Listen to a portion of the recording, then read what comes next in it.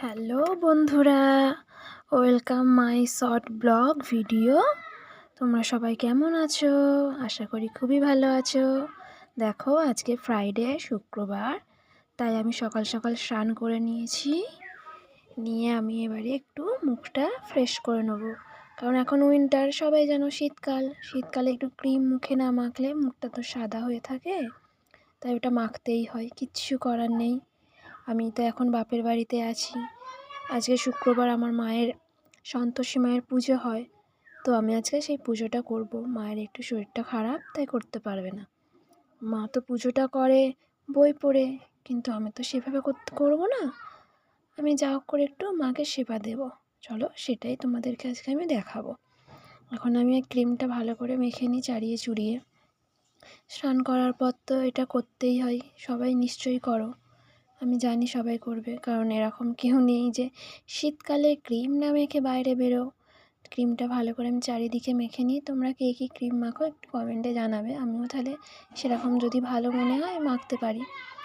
আর বিয়ের পর তো সিঁদুর মেয়েদের পরতেই হয়, কিচ্ছু করার নেই। সিঁদুর দিতেই হবে স্বামীর মঙ্গলের জন্য। স্বামী আমাদেরকে একবার দিয়েছে, কিন্তু আমাদের তো ডেলিই পরতে হবে। তোমরা কে কোন আঙুলে সিঁদুর পরো আমাকে প্লিজ জানাবে। আমি তো মধ্যমাতে পড়ি, আর কনিষ্ঠাতে আমি টিপ দিই। বিন্দু একটা দিতেই হয় মাঝখানে, কারণ ওটা ছাড়া অসম্পূর্ণ যাকে বলে। গলায় দেওয়া হয়, কণ্ঠে আমরা দিই, শাঁখা নোয়াতে সবেতেই দিতে হয় সিঁদুর। কারণ সিঁদুর দিলে স্বামীর মঙ্গল হয়, স্বামী দুর্ঘটনা থেকে অনেক রক্ষা পায়। চলো, এবার আমি কানেরগুলো পরে নিই। এগুলোকে বলা হয় সুতো কানের, অনেকেই জানো। এগুলো আমি ভিডিও করার জন্য পরছি এরকম কিছু ভেবো না কিন্তু, কারণ এগুলো সিটি গোল্ড। চান করার সময় ওগুলো যদি আমি পরে স্নান করি, তাহলে কালারটা তাড়াতাড়ি নষ্ট হয়ে যাবে, তার জন্যই খুলে রাখতে হয়। আর অত বড় বড় কানের স্নান করার সময় পরলে অসুবিধা হয় স্নান করতে পরে। চুলটা ভিজে আছে, তাই আমি হালকা করে আঁচড়ে নিয়ে চুলটাকে জাস্ট আঁচড়ে নেবো হালকা করে। সিঁদুর পরার আগেই আমি চুলটা আঁচড়াই, কেননা সিঁদুর পরার পরে চুলটা আঁচড়াই, ভুল বললাম। কেননা চুল ছেড়ে সিঁদুর কখনোই মেয়েদের পরতে নেই।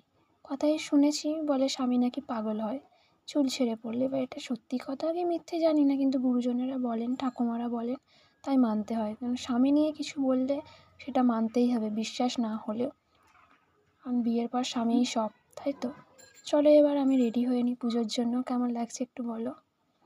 চলো, পুজোর জন্য রেডি। দেখো, আমি নাইটির ওপরেই শাড়ি পরে নিয়েছি।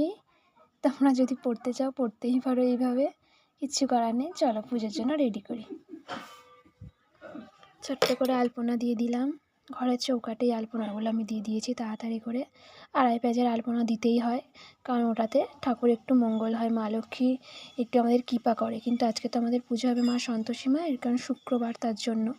কিন্তু তবুও লক্ষ্মী ঠাকুর অ্যাকচুয়ালি সন্তোষী মায়েরও একটা রূপ।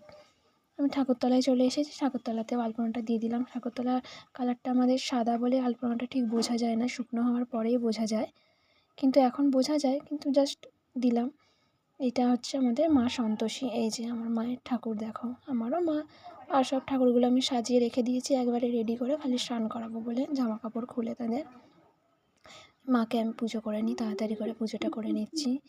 মাকে জল ঢালছি। আমি তো কিছু মন্ত্র বলি না, কারণ আমার দীক্ষা নেওয়া হয়নি, তাই এখনও পর্যন্ত আমি এই জিনিসটা করি না।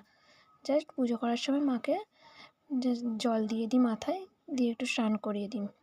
কাপড় চোপড় তাড়াতাড়ি করে মাকে পরিয়ে দেওয়া হয়, কারণ যেমন আমরা রোজের পরিষ্কার হই, তেমন ভগবানও তো এক রূপ। তারাও তো আমাদের সাথে এসে মর্তে এসেই আমাদের সাথে মিশে থাকে, মানে আমাদেরকে সেভাবেই তাদের যত্ন করতে হবে। তার জন্যে প্রত্যেক দিন তাদেরকে স্নান করানো হয়। তোমরা যারা যারা করো না, প্লিজ করো। তোমাদের যদি পিতলের মূর্তি থেকে থাকে, তোমরা যারা সাজিয়ে গুছিয়ে রেখে দাও, এটা করো না। তোমরা তাদেরকে স্নান করিও, দেখবে তোমার ঠিক মঙ্গল হবে, ঘরে উন্নতি হবে। যতই হোক, সুখ শান্তি আসবে। বড়লোক না হতে পারো, টাকা পয়সা বেশি না হতে পারে, কিন্তু সুখ অবশ্যই আসবে জীবনে। আমি সব ঠাকুরগুলোকে আস্তে আস্তে চান করিয়ে নিচ্ছি। আমাদের কৃষ্ণ ঠাকুর আছে, এটা স্বয়ং শ্রীকৃষ্ণ। লক্ষ্মী ঠাকুর মা লক্ষ্মী দেবী আছে, গণেশ দেবী আছে। এটা হচ্ছে গোমাতা, দেখো মা সন্তোষীর ওটা বাহন। গোমাতা যাকে বলে গরুদেব, ওইটা। আমাদের লক্ষ্মী ঠাকুর, সে সবই পিতলের বলতে গেলে আমার মায়ের কাছে আছে। এটা শিব ঠাকুরকে চান করানো হলো, ভোলের বাবা। ওম নমঃ শিবায়, হর হর মহাদেব, জয় শিব শম্ভু। মা তারার পা দুর্গাকে স্নান করিয়ে দেওয়া হলো। এটা আমি মা তারাকে স্নান করিয়ে এবার আস্তে আস্তে ঠাকুরগুলোকে সব আমি রেডি করে দেবো, গুছিয়ে তাদের জামা কাপড় পরিয়ে রেডি করে দেবো। দেখে না, সবাইকে আস্তে আস্তে তাড়াতাড়ি করে পুজো করে পরিয়ে নিচ্ছি আমি ঝপঝপ করে। তোমরা যারা যারা এরকমভাবে পুজো করো আমাকে প্লিজ সেন্ড করো, তাদের ভিডিও দিও, আমিও দেখবো, কারণ আমার খুব ভালো লাগে পুজো করতে এইভাবে। তোমরা কিন্তু কিছু খারাপ ভেবো না যে আমি শাড়িটা পরেছি নাইটির ওপরে তার জন্য, কিন্তু আমার ইচ্ছে হলো তাই আমি পরি। সায়া ব্লাউজটা খুব ভালো লাগে না পরতে, তাই আমি নাইটিটাই পরে তার উপরে কাপড় পরে নিয়েছি, কারণ মাথায় চাপা দিয়ে মেয়েদের, সধবা মেয়েদেরকে পুজো করতেই হয়। তুমি আইবুড়ো হও বা বিয়ের পর, কিন্তু পুজোটা করা উচিত মাথায় সবসময় কাপড় দিয়ে। মাথা খুলে পুজো না করাটাই উচিত, তাই মাথায় কাপড় চাপা দিয়ে পুজো করতে হয়। চলো আস্তে আস্তে আমি ঠাকুরগুলোকে সব পাশাপাশি গুছিয়ে দিলাম। ঠাকুরের এবার আমি মায়ের সন্তোষী মায়ের ঘটে আমি দেব জবা ফুল। এটা হচ্ছে জবা পাতা, দেখে নাও ভালো করে। মায়ের ঘটে টক চলে না, মায়ের পুজোর দিন টক চলে না, তার জন্য জবা পাতা দিতে হয় সিঁদুর লাগিয়ে। 7টা 11টা আমি 11টা পাতা দিয়েছি। দেখো মায়ের ঘটের ওপরে নারকোল দেওয়া থাকে, নারকোলটা তার উপর চাপানো থাকে। মাকে জবা পাতা দিতে হয়, আমসর দিতে নেই, কারণ মা টক পছন্দ করে না। জবা পাতা দিয়ে মাকে আমি জবার মালা দিয়ে দিলাম। দিয়ে মাকে এবার প্রসাদ দেবো। মায়ের প্রসাদ হচ্ছে গুড়, ছোলা, গজা, এগুলো মাকে দিয়ে মাকে খাওয়াতে হয়। সব ঠাকুরকে এক এক করে ফুল দিয়ে দিলাম। চরণে, মায়ের চরণেও ফুলটা দিতে হয়, কিন্তু সেটা আমি ভুলে গিয়েছিলাম তখন, তারপরে মনে পড়তে তারপর আমি দিয়েছিলাম। বলে বাবাকে তুমি যাই দাও না কেন একটা বেলপাতা তুমি দেবে, অন্তত চন্দন লাগিয়ে বেলপাতা একটা দেবে। বেলপাতাটা দেওয়া খুবই জরুরি, কারণ ভোলে বাবা বেলপাতাতেই তুষ্ট, তার জন্য বেলপাতা দিতেই হয়। ফুল দিয়ে একটু বেলপাতা দিয়ে আমি সব ঠাকুরগুলোকে ফুল দিয়ে একটা করে সাজিয়ে দিলাম। মায়ের চরণেও ফুলটা আমি দিয়ে দিলাম। দেখো, চলো এবার সবাইকে প্রসাদ দেওয়া হবে। থালাগুলো আমি এক এক করে সাজিয়ে নিলাম। সাজিয়ে নেওয়ার পর সব ফুলগুলো ঝপাঝপ আমি ঠাকুরকে প্রসাদগুলো দিয়ে দিচ্ছি। আস্তে আস্তে অনেকগুলোই তো ঠাকুর, কম করে 13-14টা আমাদের ঠাকুরের থালা গ্লাস আছে। সব কটাকে সাজিয়ে নিয়ে সবাইকে এক এক করে গ্লাসে করে জল দিয়ে দিতে হয় আমাদেরকে, নাহলে তো হয় না, না সবাইকেই সেবা করতে হয় মন দিয়ে প্রাণ দিয়ে। এই যে আমি ভিডিওটাও করছি, তার জন্যও কিন্তু আমার একটু হলেও মনটা অন্যমনস্ক হয়েছে ভিডিওর দিকে, কিন্তু কিছু করার নেই ফ্রেন্ড, তোমাদের সাথে ইচ্ছা হলে একটু শেয়ার করি তাই করছি আমি। তোমরা কিন্তু কিছু খারাপ ভেবো না যে আমি এইভাবে এটা করছি বলে। দেখো মাকে আমি গজা দিয়ে মাকে খাইয়ে দিলাম, দিয়ে মুছিয়ে দিয়ে মাকে আমি পুজোটা করে নিলাম। আমাদের এখানে প্রচুর ইঁদুর জানো তো আমার মায়ের ঘরে, তার জন্য প্রদীপ জ্বালাতে পারি না, কারণ আমার এই সন্তোষী মা, সরস্বতী ঠাকুর পুড়ে গিয়েছিলো, তাদের জামা কাপড় সব পুড়ে গিয়েছিলো, একদিন ধাঁ ধাঁ করে আগুন ধরে গেছিলো। একবার না 2-3-4 বার হয়েছে এই জিনিসটা, তার জন্য আমরা এখন বাতি জ্বালাই নিচে, প্রদীপটা জ্বালাই না। কিন্তু আজকের দিনে প্রদীপ জ্বালানোর নিয়ম, ঘিয়ের প্রদীপ, শুক্রবারে। সো আমি ঠাকুরতলায় চলে এসেছি, ঠাকুরের কাছে আমি জল দিয়ে দিলাম, তুলসী তলায় জল দিয়ে জানো সবাই। এবার সূর্য প্রণাম করে নিলাম, কারণ সূর্যদেবকে প্রণাম করতেই হয় পূর্ব দিকে মুখ করে। এবার দিয়ে দিলাম, তোমরা সবাই এটাভাবে করে নেবে।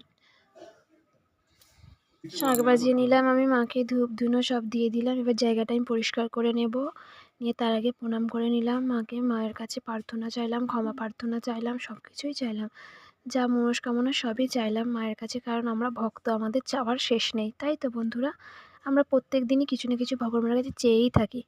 জানি সবার আশা পূরণ হয় না, কিন্তু আমরা চাইতে থাকি, কারণ আমরা জানি ওরা আমাদের ভগবান, ওরা আমাদের মাথার ওপর থাকে, ওদের কাছে প্রার্থনা করলে একদিন না একদিন সেটা আমাদের ঠিক পূরণ হবে। তাই ভগবানের কাছে প্রত্যেক দিন কিছু না কিছু আমি চাইতেই থাকি। ওখানটা অনেকটাই সিঁদুর পড়ে গেছিলো আমার পায়ে, কাপড়টাতে লেগে, তার জন্য আমি পরিষ্কার করে নিলাম কাগজ দিয়ে একটা, তারপর গামছাটা দিয়ে ঠিক মুছে নিলাম আস্তে করে। এবার চলো জামা কাপড়গুলো মিলে দিয়ে আসা হোক, মিলে দিয়ে জায়গাটা পরিষ্কার করে আমি পুজোটা আমার সম্পূর্ণ হবে। এখনও পর্যন্ত চারিদিকে ফুল টুল পড়েছিল, অনেক জলটা পড়ে গেছিলো। আমি পুজো করলে জল আমার পড়েই, কেন জানি না। আমার মা পুজো করলে পরিষ্কার থাকে, জল পড়ে না, কিন্তু আমি পুজো করলে প্রচুর পরিমাণে জল পড়ে যায়। এইবারে আমি জামা কাপড়গুলো মিলে দিয়েছি। দেখো বন্ধুরা, জামা কাপড়গুলো সব মিলে দিলাম ঠাকুরদের আমার। চলো ভিডিওটা তোমাদের কেমন লাগলো একটু জানিও। Tata, by.